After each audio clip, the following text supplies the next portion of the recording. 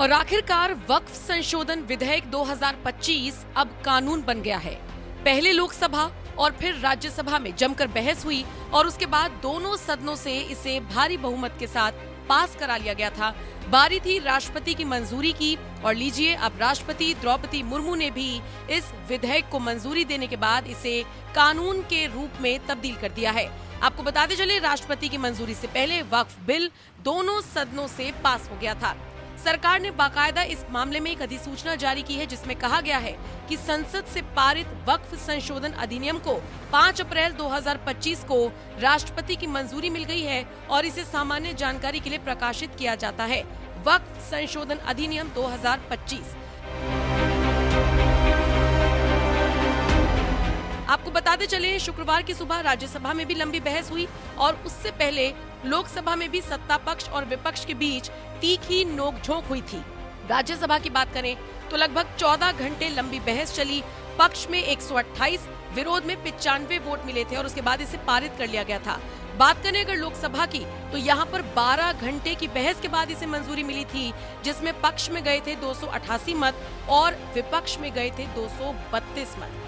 विपक्षी दल के नेता लगातार विरोध करते हुए नजर आए, अपनी आपत्ति व्यक्त करते हुए नजर आए, इसे मुस्लिम विरोधी बताते हुए नजर आए, असंवैधानिक करार देते हुए नजर आए। लेकिन इन सब के बीच सरकार ने जवाब दिया कि ये ऐतिहासिक सुधार है और इससे अल्पसंख्यक लोगों को लाभ होगा।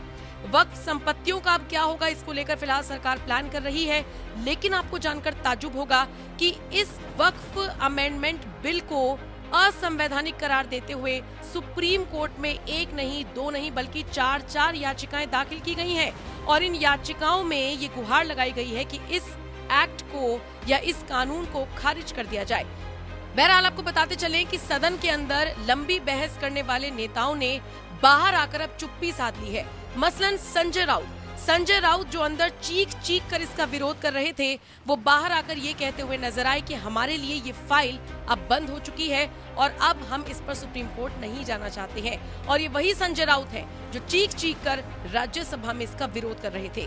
सिर्फ वही नहीं, चलिए आपको दिखाते हैं सदन में किस तरीके से वाद विवाद हुआ था अखिलेश यादव और अमित शाह के बीच भी इस पूरे बिल को लेकर। बहरहाल राष्ट्रपति द्रौपदी मुर्मू की तरफ से मंजूरी मिल गई है, यानी वक्फ संशोधन बिल जो लाया गया था वो अब कानून बन चुका है। 5 अप्रैल को राष्ट्रपति द्रौपदी मुर्मू ने इसे मंजूरी दे दी है। लेकिन जाते जाते आपको दिखाते हैं कि बहस लोकसभा में अमित शाह और अखिलेश यादव के बीच किस तरह से हुई थी। उस बहस को आप देखिए। बाकी आप इस खबर पर क्या राय रखते हैं, कमेंट करके अपनी राय हमें जरूर दें। भारतीय जनता पार्टी के अंदर मुकाबला चल रहा है कि खराब हिंदू कौन बड़ा है। जो पार्टी ये कहती हो कि दुनिया की सबसे बड़ी पार्टी है, अध्यक्ष महोदय वो अपना राष्ट्रीय अध्यक्ष नहीं चुन पाए अभी तक। मैं अखिलेश जी ने बहुत हंसते हंसते कहा है, इसको हंसते हंसते जवाब देना। इस सामने जितनी पार्टियां हैं उनका राष्ट्रीय अध्यक्ष उन 5 लोगों को ही चुनना है परिवार के। हमें माननीय अध्यक्ष जी करोड़ों सदस्यों में से 12-13 करोड़ सदस्य प्रक्रिया कर चुनना है तो देर लगती है। आपके यहां जरा भी देर नहीं लगेगी। मैं कह देता हूं अभी 25 साल तक आप अध्यक्ष हो जाओ, नहीं बदल सकता। आदरणीय सभापति महोदय मैं आपका बहुत धन्यवाद देना चाहता हूं कि बहुत ही महत्वपूर्ण और देश के लिए और बड़ी आबादी के लिए भारतीय जनता पार्टी की सरकार में एक और बिल आया है। क्योंकि मेरे से पूर्व में जो हमारे साथी बोले हैं वो माननीय सदस्य हमारे साथ नहीं, लेकिन मैं उनके बहुत सारी बातों से सहमत हूं। और अध्यक्ष महोदय मैं देख रहा हूं जो एक्स कांग्रेस वाले हैं वो ज्यादा बोल रहे हैं।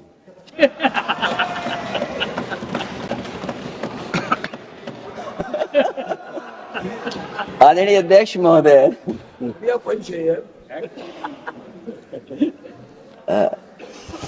अध्यक्ष महोदय जो आज बिल पेश हुआ है, मैं हिंदी और अंग्रेजी को जो कुछ समझ सकता हूं वो यही मैं कह सकता हूं कि माननीय मंत्री जी ने ये कहा कि ये उम्मीद है। ये उम्मीद कैसे बना है, अंग्रेजी में भी मुझे समझ में नहीं आ रहा कि उम्मीद है ये, हिंदी में भी समझ में नहीं आ रहा कि ये उम्मीद है। यूनिफाइड वक्फ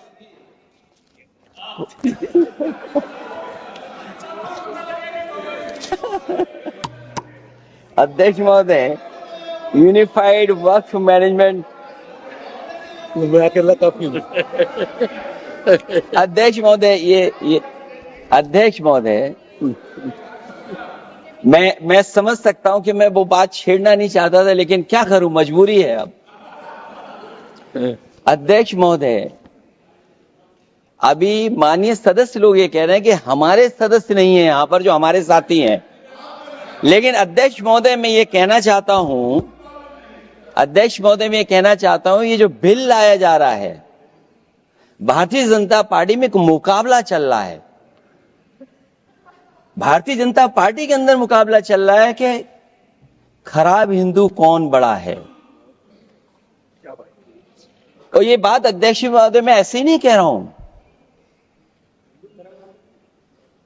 जो पार्टी ये कहती हो कि दुनिया की सबसे बड़ी पार्टी है, अध्यक्ष महोदय वो अपना राष्ट्रीय अध्यक्ष नहीं चुन पाए अभी तक। अध्यक्ष महोदय, भारतीय जनता पार्टी क्या है?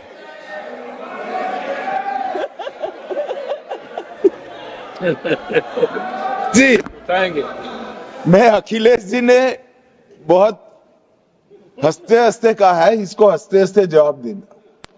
इस सामने जितनी पार्टियां हैं उनका राष्ट्रीय अध्यक्ष उन 5 लोगों को ही चुनना है परिवार के। हमें माननीय अध्यक्ष जी करोड़ों सदस्यों में से 12-13 करोड़ सदस्य प्रक्रिया कर कर चुनना है तो देर लगती है। आपके यहां जरा भी देर नहीं लगेगी। मैं कह देता हूं अभी 25 साल तक आप अध्यक्ष हो जाओ, नहीं बदल सकता। अध्यक्ष महोदय, क्योंकि जो बात निकल के आई है वो मैं फिर आगे बढ़ा दूं।